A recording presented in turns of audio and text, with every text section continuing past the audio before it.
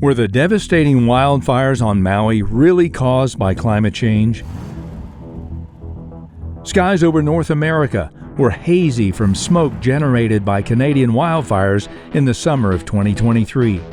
Reports of out-of-control blazes were constantly in the headlines. More than a dozen states on alert as the smoke from the Canadian wildfires pushes southward. And would lead you to believe that wildfires are larger and more frequent each year. Help us understand how climate change is part of the conversation and driving these record fires you're seeing. But the facts tell us a different story.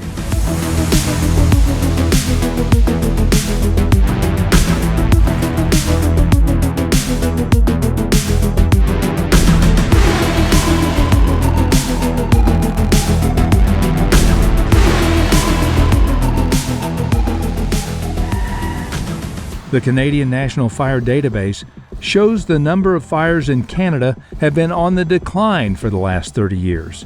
In some areas, the conditions that make them more frequent and intense can be attributed to mismanagement of land and forest by government entities, and not to a changing climate.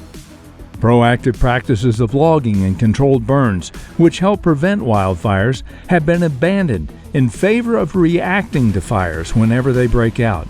By then, it's too late. During the past 40 years, public agencies and officials have buckled under political pressure from environmental groups to outlaw common-sense preventative practices in a misguided attempt to protect endangered species. Roads previously used by logging operations and fire crews have become overgrown and inaccessible, forcing firefighters to airdrop into a wildfire or to walk in on foot. The results have been disastrous and have led to bigger and more intense fires. Of course, the news media never tells you that part of the story.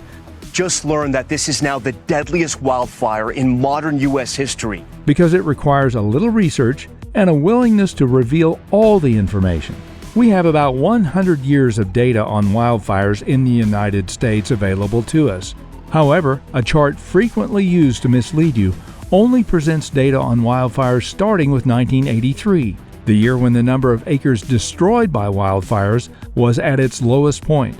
The chart displays an upward trend in the blazes after 1983, which appears to support a massive increase in wildfires. But when you examine the entire 100-year database, you reveal a completely different perspective that shows a dramatic decrease in the amount of acres torched by the fires. Another important distinction to note is that the number of wildfires has actually decreased as carbon dioxide in the atmosphere has increased. Remember, carbon dioxide is plant food that helps forests to thrive and the soil to retain moisture. It actually works as a fire suppressant. Ignorant policies driven by heavily funded environmental groups are the real cause of increases in wildfires since 1983, not an increase in carbon dioxide.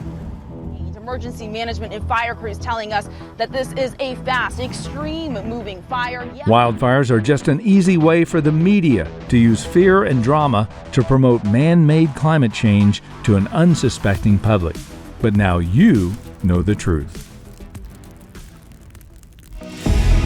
Some of the information for this video is taken from Gregory Wrightstone's new book, A Very Convenient Warming. Tired of getting just one side of the story? The climate experts at the CO2 Coalition have the complete set of data and facts you need.